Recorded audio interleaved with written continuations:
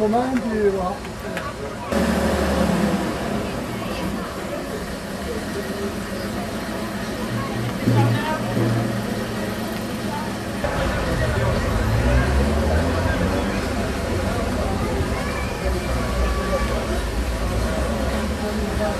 Voilà, donc on a derrière vous un char qui a dû servir lors du débarquement en Provence, ou tout au moins lors d'un débarquement qui a été utilisé par les Américains. Est-ce que vous pouvez en quelques mots nous donner un petit peu les coordonnées de ce char? C'était effectivement un char américain Sherman du débarquement. Celui-ci a débarqué effectivement au mois d'août 1944 dans le secteur de la Nartelle et il a été à ce moment-là détruit partiellement. Et la récupération qui a été faite en 1988 a permis de le remettre rapidement sur pied, sur chenille, et de pouvoir le présenter dans différentes manifestations. Enfin, il a été fait dans les règles, avec les pièces d'origine, dans la mesure du possible. Et c'est un char de 30 tonnes avec un canon de 75 mm. L'équipage est formé de 5 hommes et il est propulsé par un moteur Ford V8 de 500 chevaux et de 18 litres de cylindrée. Et en consommation, ce char, il consommait combien à peu près? Ce sont des chars qui consomment environ 400 litres au 100 à peu près. 400 litres au 100. Et à l'intérieur, ils avaient mis un système de ventilation, climatisation? Climatisation non, mais il y a une ventilation effectivement qui se fait par des systèmes de gaines et avec des prises sur le blindage, en fait, sur les parties supérieures de blindage, voilà, dans la tourelle et sur la caisse. Parce que je suppose que l'été, à l'intérieur... Oui, c'est une cocotte minute généralement. Voilà. Sans cette ventilation, il serait difficile. C'est bien. Ben, je vous remercie. Je vous en prie. Voilà, bonne journée.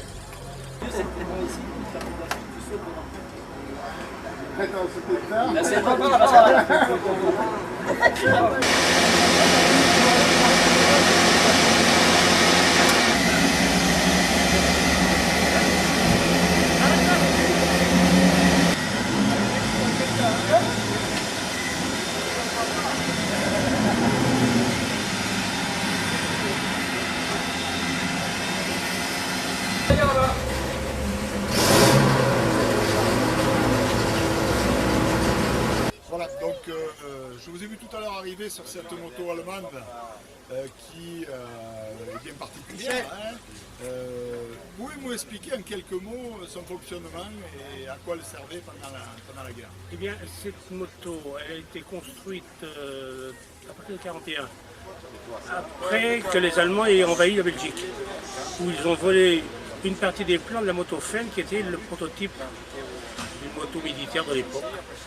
Et cette moto a une particularité, c'est qu'elle a une marche arrière et un différentiel. Ce qui fait que les vitesses sont multipliées par 2. En plus, la roue de sidecar est motrice, que l'on peut enclencher comme on veut. Ce qui fait que ça fait un véhicule tout-terrain, qui à l'origine devait tirer un canon de 35 ou une remorque, puisque sa charge de traction est de l'ordre de 800 kg. Et elle a été utilisée par elle a été utilisée par l'armée en général. L'armée allemande en général. L'armée en général. Et alors, ce qui est marrant dans l'histoire, c'est que les Américains, quand ils avaient vu que les Allemands avaient beaucoup de motos, ont construit aussi des motos en copiant mot pour mot la moto allemande.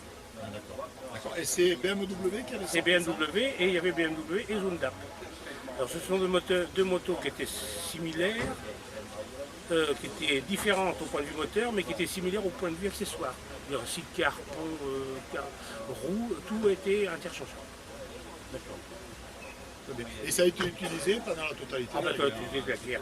Environ 16 000 furent construites.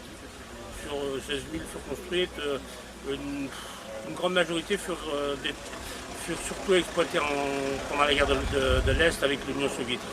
C'était surtout sur le front de l'Est. Sur le front de l'Est, puis elles avaient été rapatriées sur la guerre de Normandie. Alors, la mienne, par exemple, elle serait venue normalement de Russie. Elle aurait été civilisée après la guerre, et puis après elle a été... Elle est remise à son origine parce qu'elle était faite pour ça, c'était pas une moto de civil. Ouais, et donc il utilisait bien souvent alors la particularité aussi, c'est que dans l'armée allemande, les 3 soldats qui étaient choisis pour cette moto n'étaient jamais séparés. Parce que c'est des motos qui avaient un problème de boîte de vitesse qui était très délicat et il fallait que ce soit toujours les mêmes que la conduite. Ça, c'était comme ça. Parce qu'en fait, la boîte de vitesse, par exemple, sur cette moto, bon, ça marche, mais c'est pénible à conduire. Très bien. Ben, je vous remercie.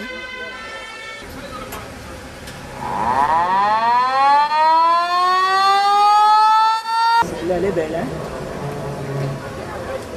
Ça doit être de...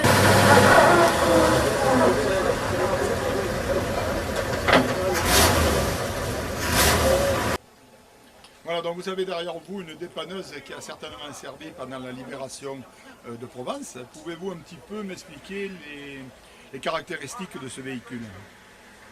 Bon, alors c'était un camion de dépannage de l'armée américaine. La marque c'est un Diamond T 968.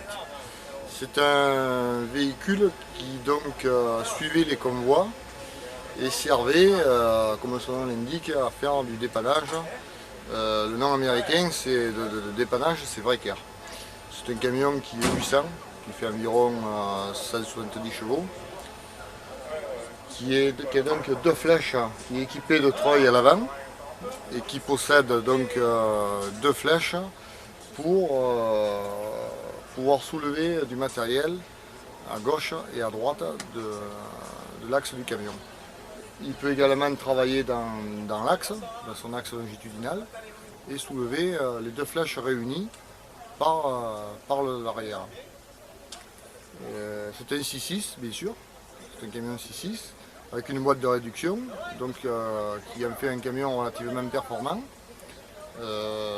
Son gros défaut c'est sa consommation qui est phénoménale puisque c'est un camion avec une charge remorquée, il avoisine les 200 litres au 100 et en solo, c'est-à-dire sans charge, il fait entre 80 et 100 litres au 100. C'est combien? Alors, la vitesse bon, en plat avoisine les 70 km/h. Bon, c'est une vitesse relativement correcte pour l'époque. Ah oui, pour Quand même 60 ans en arrière. Donc de nos jours, ça paraît ridicule, mais à cette époque-là, c'était quand même assez performant. Et le phare rouge, c'était un genre de gyrophare là, qui est devant vous là? Le phare rouge, celui-là là. En quelque sorte, le gyrophare de l'époque, il faisait à la fois sirène et gyrophare, c'est-à-dire que la partie rouge la clignotait et la sirène donc sonnait et prévenait les usagers qui étaient devant de l'arrivée d'un convoi exceptionnel. On ne servait pas qu'à faire du dépannage sur la route, il servait également en retrait donc, du front à faire des interventions mécaniques sur des chars ainsi que sur changer des tourelles de char, changer des moteurs de char ou changer des gros équipements ou des moteurs sur d'autres camions. Voilà. Souvent même sur les blockers, tout ça, ils se servaient de... Ça servait à tout, hein, les grues, ça sert à... C'est un camion grue, hein. Toutes les utilisations pour une grue. Moi, je viens de voir que vous aviez un Dodge immatriculé USA. Et je suppose qu'il a servi pour la libération de la Provence ou même peut-être de Brignoles. En quelques mots, pouvez-vous nous parler un petit peu de cet engin, s'il vous plaît? Oui, c'est un Dodge WC51. Celui-ci date de 1943. Il a été construit à 140 000 exemplaires jusqu'en 1945. Tous les Dodge qui circulent encore par-ci par-là datent de cette époque-là. Il a certainement fait le débarquement en Normandie ou en Provence. Ensuite, il a fait une carrière chez les sapeurs-pompiers. Et maintenant, il appartient à des privés comme moi. D'accord, et donc après les sapeurs-pompiers, lorsque vous avez acquis cet engin, vous l'avez repeint, vous l'avez restauré pour qu'il revienne à ses origines? Il était aux couleurs civiles, donc je l'ai remis en vert, parce que pour pouvoir faire les commémorations, il faut être dans la couleur d'origine. Et puis finalement, j'ai pris beaucoup de plaisir à le refaire, à refaire les lettres, les chiffres, les étoiles, ça a été très agréable.